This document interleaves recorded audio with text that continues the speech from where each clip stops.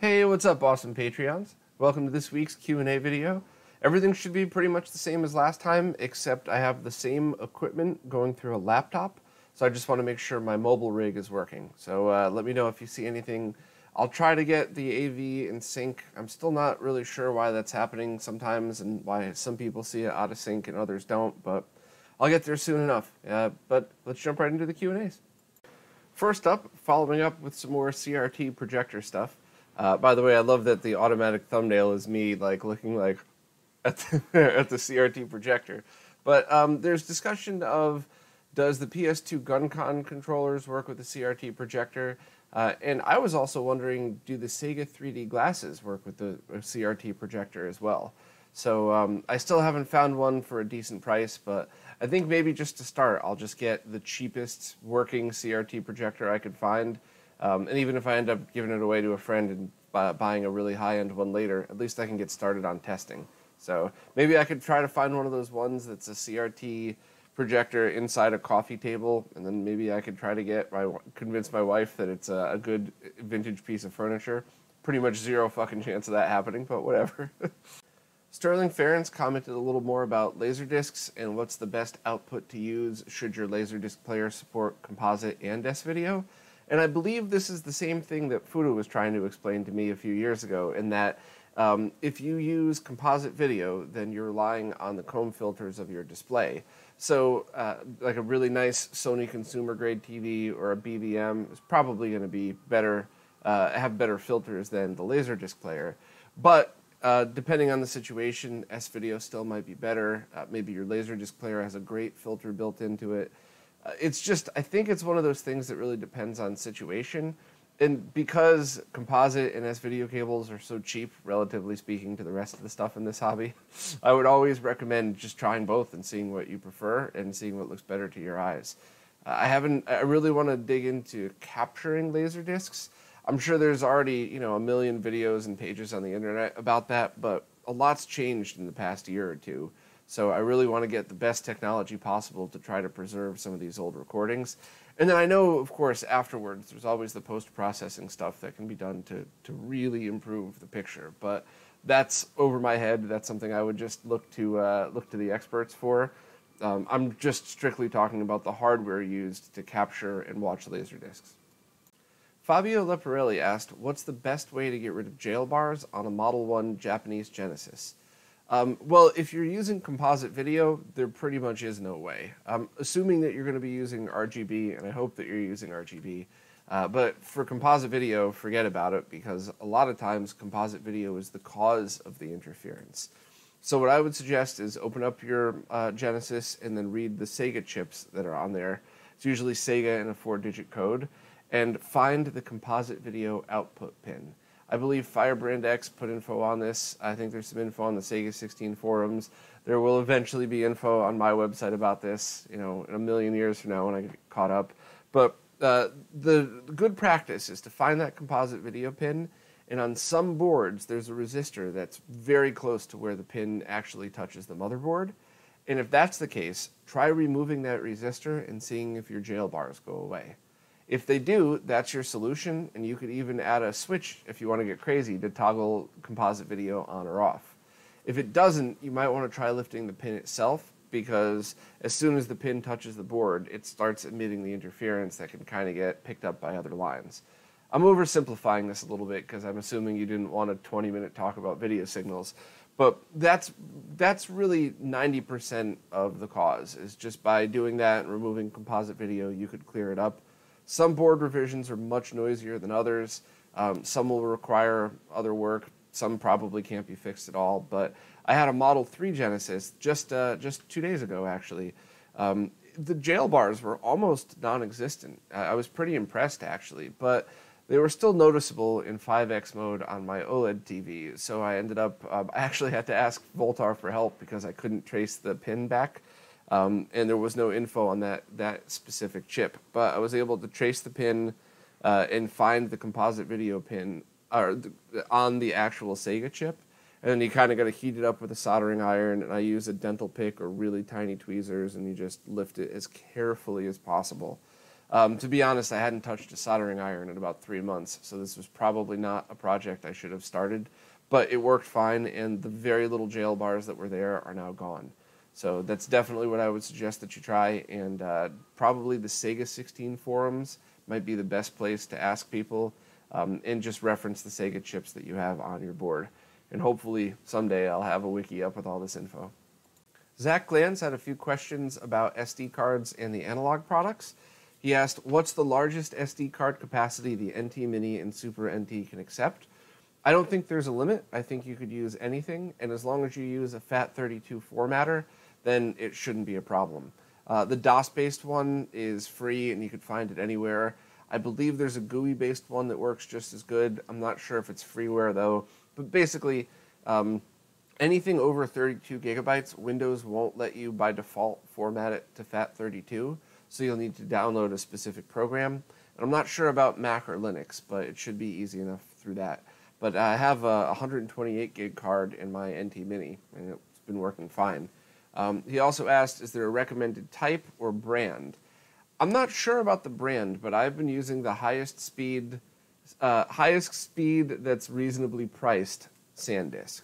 So, you could find 64 gig cards for $20 now. I think I spent like 50 on mine and tried to get one that was, 90 megs second transfer rate. I think I even have the 280 meg per second one. But bottom line is there are the brand new ones out there that are like 250 for a 64, and that's not necessary. And to be honest, you don't really even save time loading games on the NT Mini or Super NT, but you do save time transferring games from your computer to it. So that's why I always spend a little bit more on the faster card, but don't go crazy on the fastest. And in fact, the only time I think I would ever really feel the need to buy the fastest card out there is recording 4K 60 video, which you don't have to worry about here. Michael Harper asked, what's the most effective way to handle games that switch from 240p to 480i with upscalers? That's a really tough one, but it's easier if you just need this for streaming. So how a bunch of people I know handle this for streaming setups is they take their PlayStation and they use a CRT, even if it's just with composite video, but they use a CRT to actually game on. So the switch between the two resolutions is instant, there's no delay at all, and the gameplay is perfect. And then they actually use one of those junky SCART to HDMI converters, because those treat 240p as 480i. So when it switches resolutions, nothing happens on the output signal, because the output signal is already taking a 480i, even in the 240p modes, and upscaling that. So that's a very easy solution if you're a streamer. If you don't mind using those SCART to HDMIs, you could do that as well, but those add like 4 or 5 frames of lag. It's really terrible. It obviously wouldn't make a difference if you're streaming, because 5 frames of lag to your viewers is totally fine, but I don't know about playing it on one of those. You could try to get one of those converters like that GBS scaler that also treats all 240p signals like 480i, and I don't think that adds any lag, or maybe it's just around a frame, but that's pretty much the same theory. You're improperly processing the signal, but it's always 480i, so you don't get the dropout. As far as using like the open source scan converter or the FrameMeister or something, I don't think at the moment there's a way to solve that, because those treat the signal properly, so you're going to get a dropout every time it switches resolutions. So it's a total pain, and I wish there was a better solution for now, but I'll keep everybody updated if somebody comes up with a better idea. Eric Hurley said he's been using an OSSC for the past 2 years, but recently picked up a CRT, and was surprised how good it looked, and it had a certain charm that the OSSC didn't. He asked what my thoughts on 240p gaming on a CRT versus an OSSC are. I mean, it's almost never going to be the same experience, just simply because the way the lines are drawn on a CRT can never truly be mimicked on any of the flat screen technologies we have today. One of the things that might get better as scalers get better, once we get 4K upscalers, we might actually be able to draw in the vertical scan lines as well as the horizontal to have more of a traditional look. The hybrid scan lines that people have been coming up with can kind of mimic the weirdness that the vertical scan lines have when changing from bright to dark scenes. And overall, I mean, we're going to get it to a point where it does look close to a CRT, but there's no way it could ever look exactly like it. You know, little things from the curved glass tube to just the weird depth the image has because of the scan lines of a CRT. I would always prefer it if possible. The fact is, though, I mean, CRTs are finite and good quality ones are getting more expensive and much harder to find. So I think at this point, playing on a crappy CRT versus the OSSC on my OLED, I'd actually rather play just on my OSSC and the OLED. But a good quality CRT, a PVM, a BVM, or even an RGB modded CRT. I guess you guys obviously already have RGB out there, so just a higher end TV. I think I would always prefer if possible. So I think the way I'm kind of going to be looking at things in the future, especially because I'm moving, but I'm still going to have a small apartment. I think I'm going to be doing all of my testing on flat screens. When I say testing, I don't mean like video comparisons. I just mean like, let's test the new ROM, let's test this console, just so I don't wear out any of my PVMs or BVMs. I only have a few left, but I still luckily held on to the D32. And I think only when I really want to play. So like if there's a new Super Metroid ROM hack, I'll test it out, make sure it works on the flat screen, get everything all set up. But when I want to actually sit down and play, then I'll wheel over the D32 and really just game on that. So that was probably a pretty long answer to your question, but I just, it's getting to the point where flat screens are coming very, very close, and a 4K upscaler that's built for retro gaming that can mimic both vertical and horizontal lines might be close. An 8K scaler that does that, I know we're getting crazy, 240p to 8K, but 10 years from now when we have those, it's going to be very, very close because you could mimic all of the little nuances that even like a BVM would have. But it's still never going to be the same, so if you have the space and the money, I definitely recommend having both. Samson Wick was asking what the proper way to build a sync combiner is. And while you're right, Samson, this probably is a better question for the Retro Roundtable. I will just say that I believe different types of sync require different solutions. So if you have a 240p RGB HV signal, 15 kilohertz, so essentially it's same as RGBS, but HV, which I guess the perfect example of this is like the arcade VGA video card. I'm pretty sure it's safe to just add resistors to drop the voltage down and combine the combine the lines together just for one sync line. I don't think anything else is required because at that point you're essentially having an RGBS 15 kilohertz signal just with the syncs separated. But that's not what you would find in every situation. And things like the TurboGrafx have weird sync. Other ones have more, are designed for something a little bit different. So it really needs to be researched per situation. And I wouldn't even 100% be sure about the arcade VGA. I've done it, but I haven't tested it on a scope yet, which I would like to get to very soon. But I think as long as every time you approach a situation like, okay, I'm not really sure what this one's going to be like, let me do the research, then you should be fine. As long as you don't just assume all sync signals are the same, everything would be cool, because some will definitely require a chip and more of a circuit. Others require not a chip, but you would need more circuitry in there to make sure everything is properly combined. And then some, you could just tie the lines together and add resistance, I believe. So I'll see if the guys want to talk about it. I think they're a little sick of talking about the SSD S3, but maybe if I could just phrase it about sync combining, we could talk about this in the next roundup.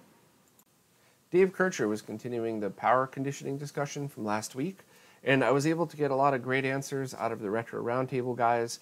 I'm still not totally satisfied. I want to be able to get diagrams of when the right time to use which product is, but I think we're making great progress with that. The other question he had was about converting AC to DC and then kind of distributing it that way. I think that was your question. And I know a bunch of people that have done that, where they basically take one good power supply and they split it to all of their consoles on the DC side. And you do get power leakage in between consoles. I'm not really sure if that's going to be really detrimental to the life of anything. But as long as one console's on at a time and not multiple, you should be okay.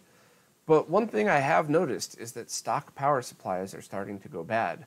And I do remember last year, I think it was Ben from iFix Retro, just modded a Super Nintendo, just the basic mod that he's done a million of, and was getting interference and kept, well, what's going on? It's not the mod, it's not the wiring. And then on a whim, he tried a different power supply and the interference went away. So he ended up recapping the power supply and fixing that. But it's just a reminder to me that these things are getting old, and just because you have an OEM power supply doesn't mean it's the best option. I do really like the power supply that the HD Retrovision guys post on the links to on their page. They have a little graph here that shows which power supply and then which of the adapters that you need to get them working in different consoles. And the power supply here is just a $14 Amazon Prime listed power supply. So that's what I've been using for almost everything. I just think for that price, something that's been tested on a scope and proven to have good DC output signals, I really think that's a good way to go. And while it is still kind of a wall wart type of thing, it's not nearly as big as the old ones. So it's easier to fit them in more standard power surge protectors than those huge ass wall warts from back in the day. If that wasn't your question, let me know. Because the only other thing you were mentioning, doing stuff on the DC side, the length of the cable, the thickness of the cable, and the other things that it's plugged into all will affect the signal. So while I know people have done it and there doesn't seem to be any detrimental effect on their consoles, definitely want to be very careful with splitting and distributing the DC side of things versus just having a whole bunch of plugs like this. Beefy was asking about where to get the Game Boy Advance backlit screens for the backlight mods, and if there's a reputable place to purchase them. I don't know of a specific place to buy them from, although I do think it's just an AliExpress link. And if you want it installed, I know the iFix Retro crew has done a ton of them. I think they do like a handful a week even. So they're definitely a good place to go. That's just Twitter/iFix Retro. And I think they'll even just share the link if you want to do it yourself. As far as the actual kit goes, I believe Ben Venn is still selling his kit, and Voltar's open source kit should be up in about a week or two. I mean, he told me that months ago, but I also did follow up with him just a few days ago, and he was dead set on getting this up and ready to give to people. So hopefully that'll be out and tested very quickly, and I think iFix Retro will be using those as well. So maybe just send them a tweet or a DM and just ask for links and if they'd be able to install it for you. But I'm pretty excited about that combination of the new board and the white tab backlit screen. I think maybe you could finally have just a perfect backlit GBA solution. Paul Cummins posted about making his own RGB cables. I believe he said he was making BNC cables. That's going to be a pain. Good luck, my friend. And he was asking about the voltages and the wattage for the resistors and capacitors. And as you saw on the console C-Sync page, I have some of the ones listed. And I usually use the 220 microfarad 16 volt capacitors, which is the same thing I would use on the RGB lines, to be honest. A lot of people say it doesn't really matter because video signals are such low wattage, but I really like to be safe rather than sorry. And in most cases, you can fit everything in a SCART head without any problem. Also, people tend to recommend quarter watt resistors. I've used lower before and it seemed to be fine, but quarter watt seems to be the way a lot of people are going. And you also mentioned Tim's page with different guides for making cables. And I've referenced this before too, and I don't believe there's any problems at all. But I've heard Tim make comments like that page is out of date, you should double check each one. So I can't really tell off the top of my head just by looking at this, but maybe he was referencing the sync on this page, because just in looking right now, the things that he has on the RGB lines are perfect. So maybe he's just on some of these diagrams telling you to use composite video as sync, and the page that I have up shows you which components to use if you're using the C-Sync line. But overall, it should be, between my page and his page, you should be able to get it done. And as far as the caps go, anytime you need a 220 microfarad cap on the RGB line, the same ones that I have listed here are the ones that you can use on the RGB lines as well. And as you can see, they're really cheap. You can get 100 of them for $12, so you'd definitely be safe to buy a bunch of these things. I hope that was a good answer to the question. And good luck making those PNC cables, because it's not easy. Jesse Benson posted something that I'm not really sure I understand.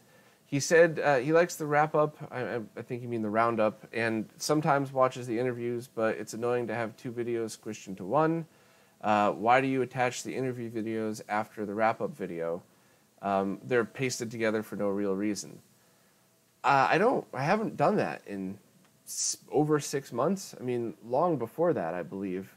And I did it originally because my fear was that there wasn't going to be enough content to talk about.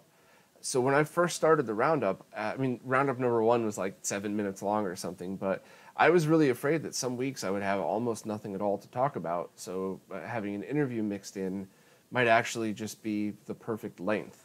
But as time went by and as I started to realize there are so many more sources I can be pulling from, there's more than enough to talk about each week.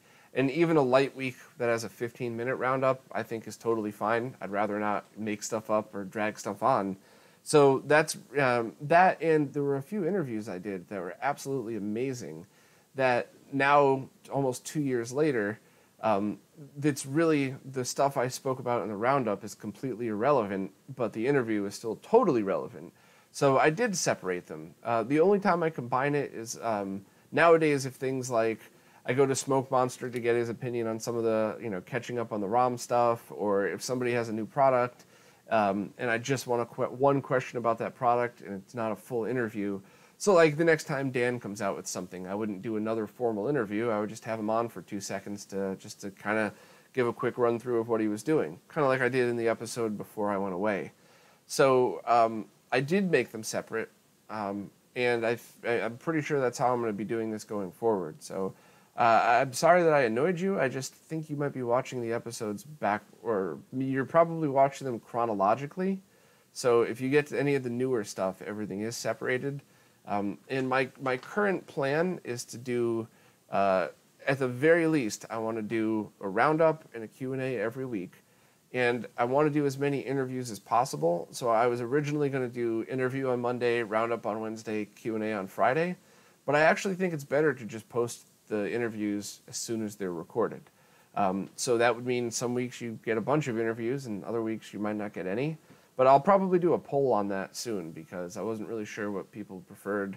I know a lot of people just like to have set content. Like, okay, I listen to the Joe Rogan MMA roundup on Mondays, and I'll listen to Bob's, retro roundup on Wednesdays, and they don't like the sporadic posting of things. But I really just want to do what everybody else wants, especially when it comes to just when I post things. I really just want to make everybody happy. But just probably scroll through some of the newer stuff and really see. And if you're going back and watching the original podcasts, I'm sorry. Hopefully I got a lot better from then till now. Mitch Bowling posted a bunch of good stuff. It's kind of long, so I'm not going to reread everything. I'll just skip to the question. But the actual question he had is, with advances like the RetroTink 2X and HD RetroVision cables getting more cost-effective, do you think buying batches of these and selling them at conventions to get people started in the world of RGB is good, or is it taking away from the community with their limited stock? I am 100% on board for this. I think a lot of people might disagree with me, but the number one problem I have, even with fellow nerds, in explaining why what we're doing is important, is getting to explain the difference.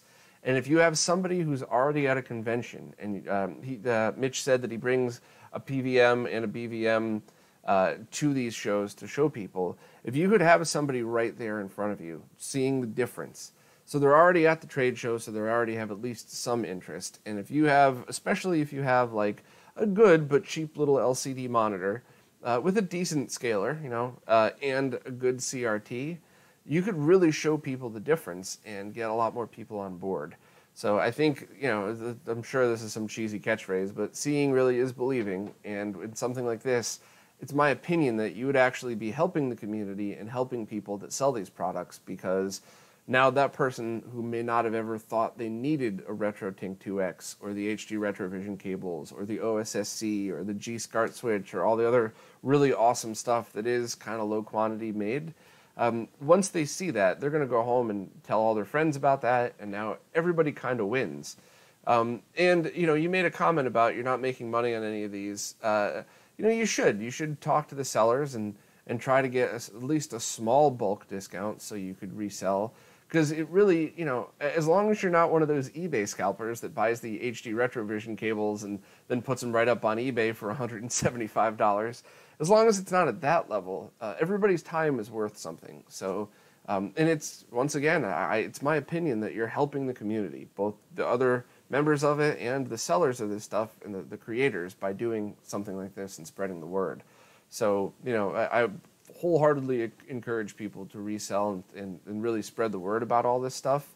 And, it's a shame that a lot of these things have to be made in such low quantities, but it's just, you can't expect somebody to take out a mortgage on their house to make them, but at the same time, first come, first serve. So hopefully someday we'll find a way to make these things more efficiently so that people don't have to have so much risk when making them. And I don't know, but that's a conversation for another time. And I hope that was a decent answer to your question, because, thank you for spreading the retro gaming love, because there's just so many people out there that didn't understand how cool this stuff is until they actually saw it.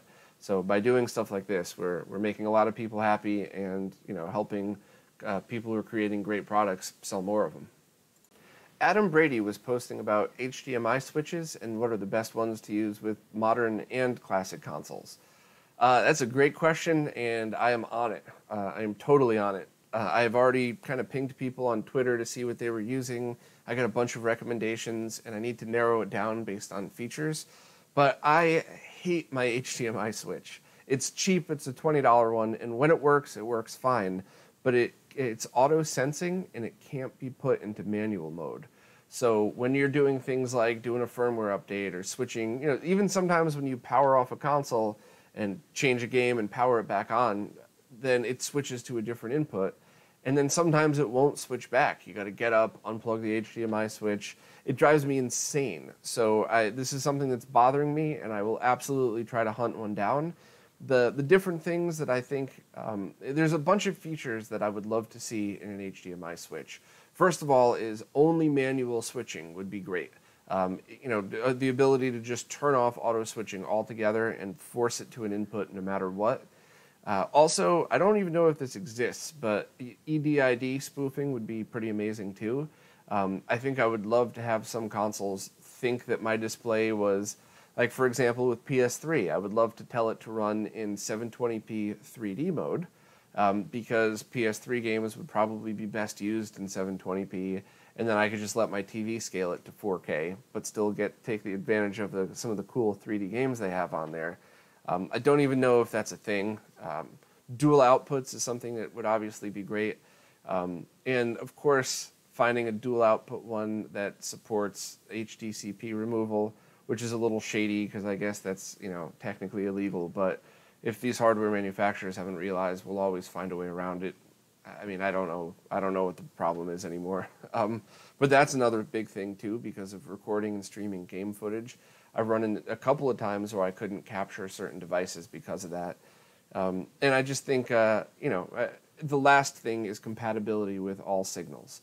So at the very least, you would need it compatible with 1080p 60 and 3D to get everything up until the 4K consoles. But being able to actually do 4K 60, still have the 3D support for the 1080p and 720p stuff, and have all those other features would be flawless. That would be like the best product. I don't think that exists. So I'm just going to basically, my minimum requirement is manual switching.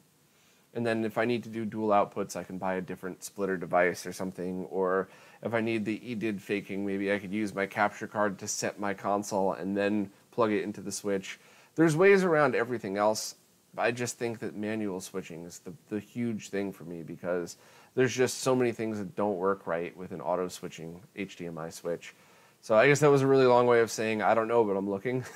But you could definitely believe that I will be telling everybody when I find at least a few good ones. And Scott's been looking for one. I mean, everybody is really looking for a good one. And I've gotten recommendations. I just want to test them first before I tell other people.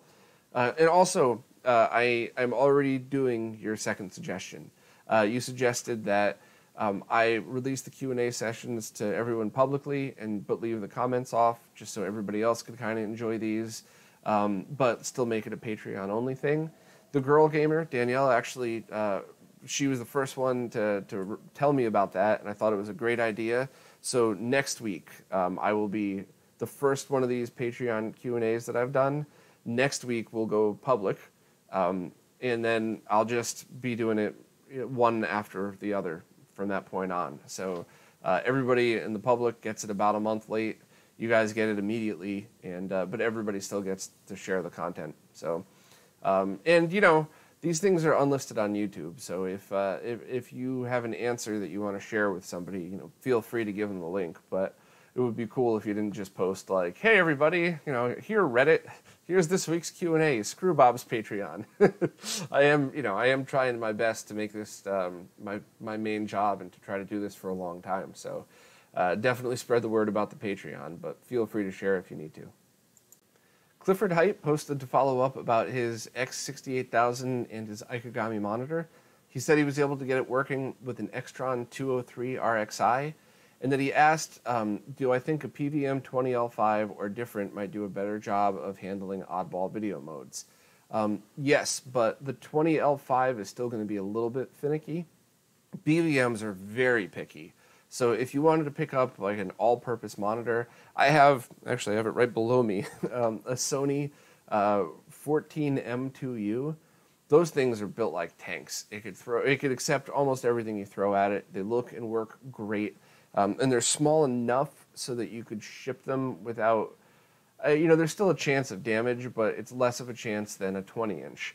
I know Jose from iFix Retro just recapped a bunch of these, and they came out phenomenal. So if you're looking for like a workhorse of a monitor, like your Ford truck of RGB monitors, the 14M2U and of course the 20M2U are phenomenal. They look gorgeous and they accept pretty much whatever you throw at it, but 240p and 480i only, not 480p.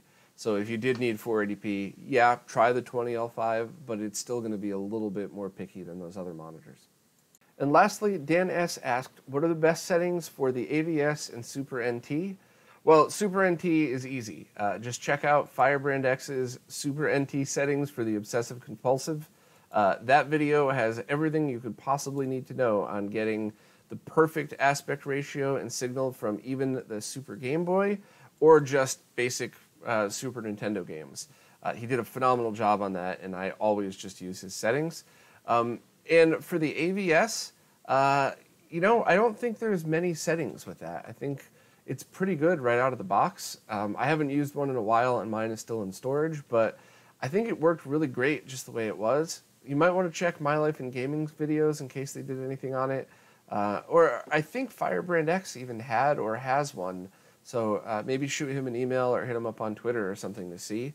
But yeah, just anytime Firebrand X posts a video or a guide on how to tweak whatever, just follow it. You'll be happy, I promise. Well, that's a bunch of awesome questions as always. Thanks very much for participating in this stuff. I really have fun doing it, and it really makes me feel like I'm giving back a little bit to the Patreons, even if it's not as much as I would like to. At least I'm trying, and it's a lot of fun. And I do still like the laid-back way of just doing it. Just kind of chill, talking to the camera without any fancy animations or anything. A quick update on what's going on with my stuff. My move date got pushed back again. So the apartment we're moving into, they're buying a place, and their closing keeps getting pushed back. So the landlord's being super cool about everything, but I think it's June 15th now.